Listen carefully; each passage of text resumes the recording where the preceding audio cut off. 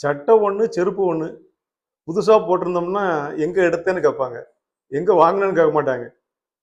Bike வாங்குனா எப்போ வாங்குன? எங்க வாங்குனேன்னு கேட்பாங்க. செருப்பு வாங்குனா எங்க எடுத்த? ஏன்னா செருப்பு வந்து எடுக்கிறது ஆகி போச்சோ! கல்யாண வீட்டுக்கு போனா செருப்பு காணாம போயிருதுல்ல. முந்தா நாள் கல்யாண வீட்டுக்கு போயிருந்தேன். அதுக்குன்னு ஒரு செருப்பு வச்சிருக்கேன் நானு. என் செருப்ப கழட்டி போட்டா வேற யாரும் பக்கத்துல வர முடியாது. அப்படி பழைய செருப்பு. அதுதான் போட்டு போணும். புதுசா போட்டு போனா ஆத்திட்டு போயிருவாய்ங்க. அப்படி கல்யாணம் முடிச்சு வெளிய வரும்போது பார்த்தா ஒருத்தன், "ஐயோ! செருப்ப காணோம், செருப்ப காணோம்னு" கேட்டுட்டு கிடக்கான்.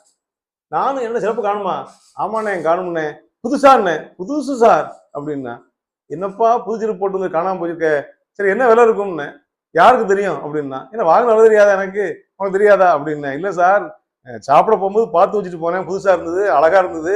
இப்ப ஓரமா ஒதுக்கி வச்சுட்டு போனேன். போகும்போது தூக்கிட்டு போலாம்னு எனக்கு வந்து எவனே ஆட்டை போட்டாம்ங்கிறான். அப்ப இவன் ஆட்டை போட பத்தி கவலையும் படல.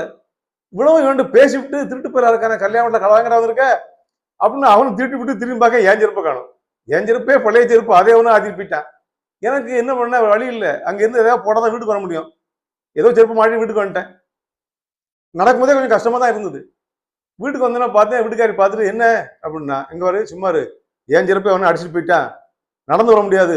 காலில் கல்லு குத்தம். அதுக்காக இருக்கிறத அட்ஜஸ்ட் பண்ணி போட்டு வந்திருக்கேன். ஏதோ கிடைச்சதை போட்டு வந்துட்டேன் அப்படின்னா. இருந்தாலும் உங்களுக்கு கூறு பத்தாதுன்னா. என்ன கூறு பத்தாதுன்னா, குனிஞ்சு பாருங்கன்னா. குனிஞ்சு பார்த்தா வலது கால் செருப்பு சிவப்பா இருக்கு, இடது கால் செருப்பு புழுக்கிறதா இருக்கு. மேட்சா கூட எனக்கு திருட முடியல. நல்லா உத்து பாருங்க அப்படின்னா. ஒன்னு ஜென்ஸ் செருப்பு, ஒன்னு லேடிஸ் செருப்பு. அது நடக்கும்போது ஒரு மாதிரி தூக்கி தூக்கி அடிச்சிருக்கு. அதனால நகைச்சுவையா அப்படி சொல்றான். கல்யாண வீடுல செருப்பு கடை வாங்கும் போது செருப்பு காணாம போறதெல்லாம் ரொம்ப சாமானியமா ஆகி போச்சுதே என்பதற்காக சொல்றேன். எங்கேயும் போனா எது காணாம போகும்னு சொல்ல முடியல. அதனால